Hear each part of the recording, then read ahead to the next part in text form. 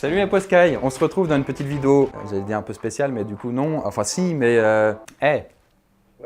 Ouais. Allez. Vous avez déjà vu ce mur de nombreuses fois et vous vous demandez peut-être, mais qu'est-ce que ça signifie? Qu'est-ce que c'est que tout ce bordel? Là, il y a des trucs à droite à gauche. Eh bien, on va essayer de voir et on va essayer de percer quelques-uns des mystères.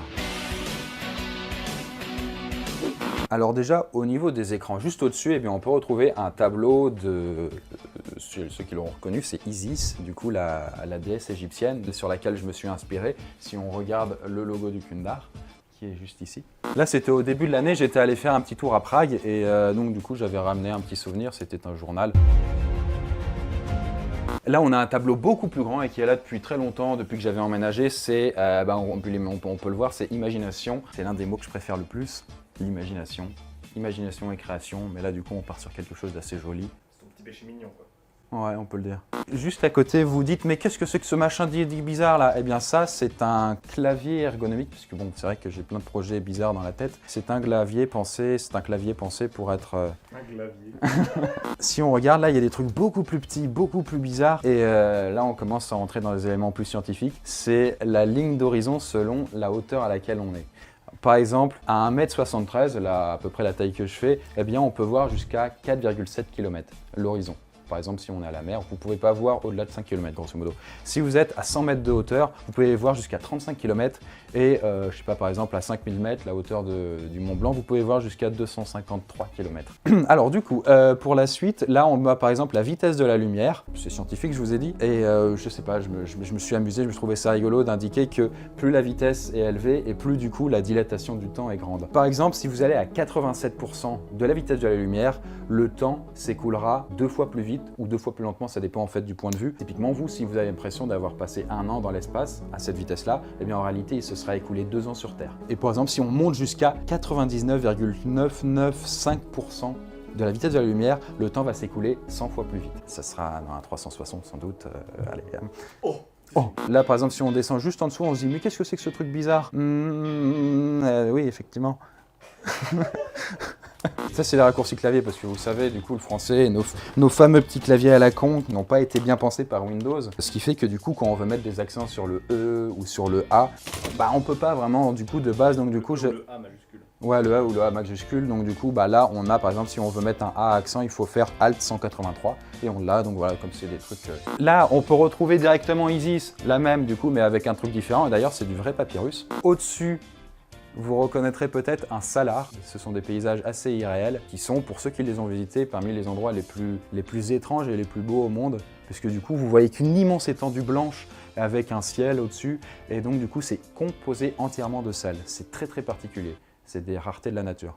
Là, vous reconnaîtrez sans doute une petite référence, un truc que j'avais gardé d'une boule de bowling qui allait à 99% de la vitesse de la lumière. Je l'ai gardée, elle est ici. Du coup, elle n'a pas encore frappé la terre, vous le remarquez. Un aigle, l'aigle très sympa puisque c'est aussi une inspiration du Kundar, le fait d'avoir un faucon. Et aussi, initialement, comme je voulais m'appeler faucon fécond, vous voyez, j'ai pas mis de poisson, vous aurez remarqué parce que c'est moche. Oh!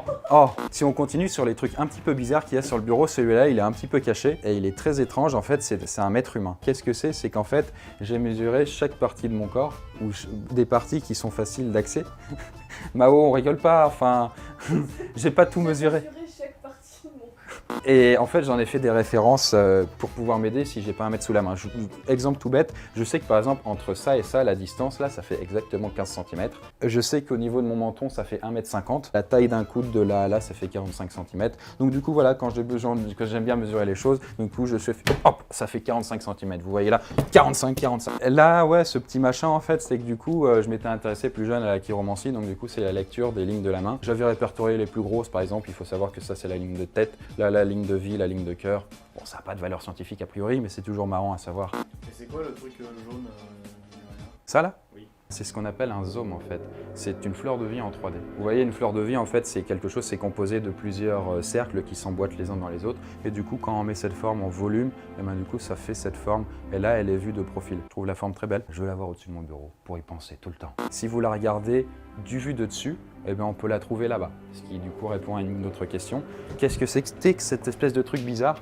Eh bien justement, c'est si on prend cette forme et qu'on la voit du dessus, eh bien ça fait ces formes-là. Et donc là, du coup, c'était une sorte de réseau de plusieurs fleurs, on va dire, qui étaient connectées les unes aux autres. Là, c'est un petit guide d'intro au Kundar, c'est quand il y a des nouveaux espadons qui arrivent pour que je me souvienne ce que je leur raconte. Là, il y a un petit tableau, il y a un poisson, bah du coup finalement il y a quand même des poissons. Il y a un t-shirt qui est flippant. Avant du coup il y avait une tête que j'avais mis au-dessus, mais du coup ça me déconcentrait quand je travaillais, alors ça faisait un peu bizarre, c'était une tête de monstre. Voilà, finalement on a fait un peu le tour. Et c'est quoi la petite image? Ça peur, hein. Du coup c'est un globe en fait qui tourne grâce à la lévitation magnétique. Il est en lévitation plus exactement et du coup il flotte dans le vide.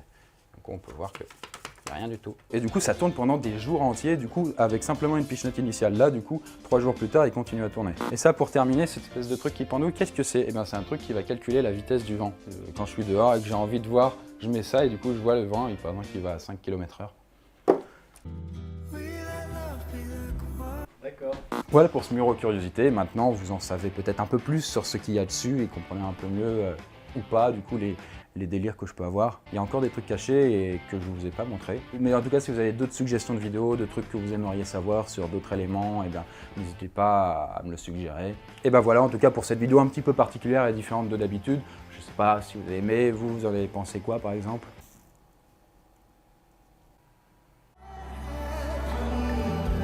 Sur ce, moi en tout cas, je vous retrouve sur une vidéo beaucoup plus carrée pour une prochaine vidéo. Et puis je vous dis, bah du coup, à la prochaine, la Pascal.